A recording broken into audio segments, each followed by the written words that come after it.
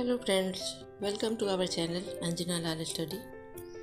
Friends, मेरी आज की वीडियो है एक महान कवि सूरदास के जीवन पर आधारित। आज की वीडियो में मैं सूरदास का जीवन परिचय लेकर आई हूँ। वीडियो पसंद आए तो लाइक कीजिएगा, कमेंट कीजिएगा, अपने दोस्तों में शेयर कीजिएगा और चैनल पर नए हैं तो सब्सक्राइब भी कर लीजिएगा।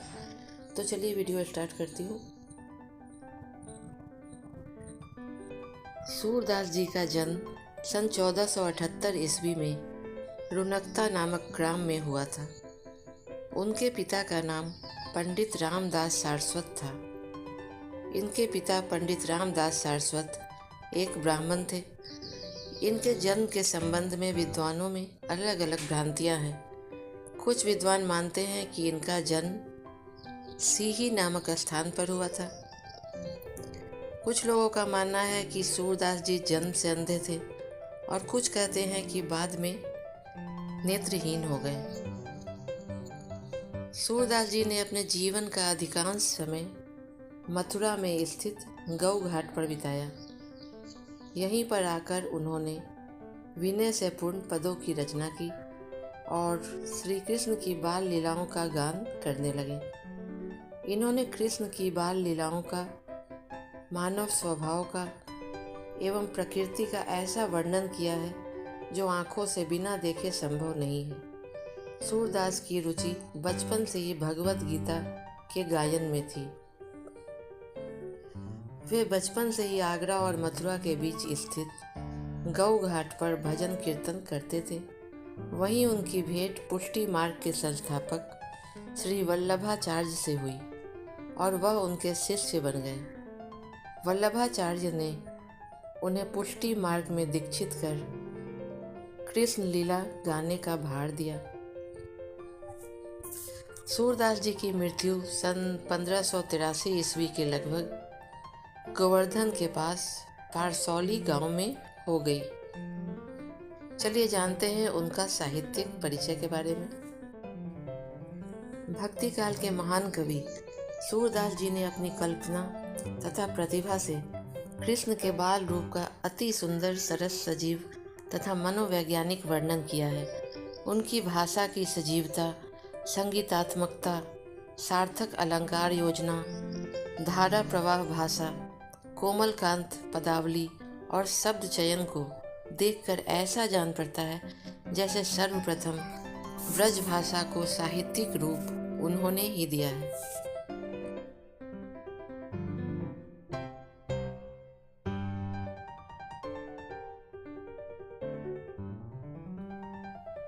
सूरदास जी के काव्य में प्रकृति संदेश का सजीव वर्णन मिलता है। सूरदास जी का काव्य भाव पक्ष के साथ ही कला पक्ष की दृष्टि से भी बहुत महत्वपूर्ण है।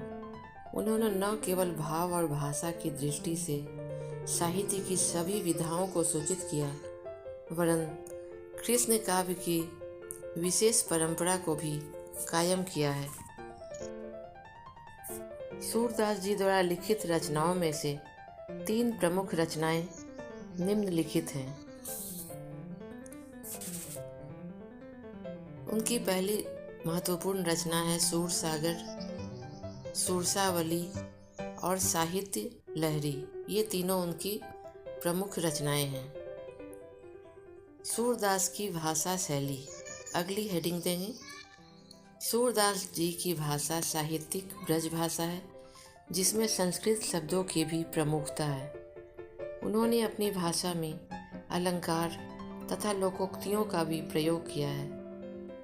उनके साहित्य में भक्ति, श्रृंगार एवं वात्सल्य रसों का प्रयोग हुआ है। इनके पदों में मुख्य रूप से चित्रात्मक, भावात्मक वर्णन, आत्मक तथा वार्तालाप शैलियों का प्रयोग मुख्य रूप से मिलता है। साहित्य में सूरदास का स्थान। सूरदास जी भगवान श्री कृष्ण के अनन्य उपासक और ब्रज भाषा के श्रेष्ठ कवि थे। इनका बाल व प्रकृति चित्रण, वात्सल्य तथा श्रृंगार का वर्णन अद्वितीय है। भाषा की दृष्टि से संस्कृत साहित्य में जो स्थान वाल्मीकि जी का है, वही स्थान ब्रज भाषा के साहित्य में सूरदास जी का है। इसी कारण से इन्हें काव्य जगत में हिंदी साहित्य का सूरज माना जाता है। थैंक्स फॉर वॉचिंग वीडियो आपको कैसा लगा कमेंट करके ज़रूर बताइएगा। तो मिलती हूँ नेक्स्ट वीडियो में नेक्स्ट टॉपिक के साथ। तब तक के लिए बाय बाय।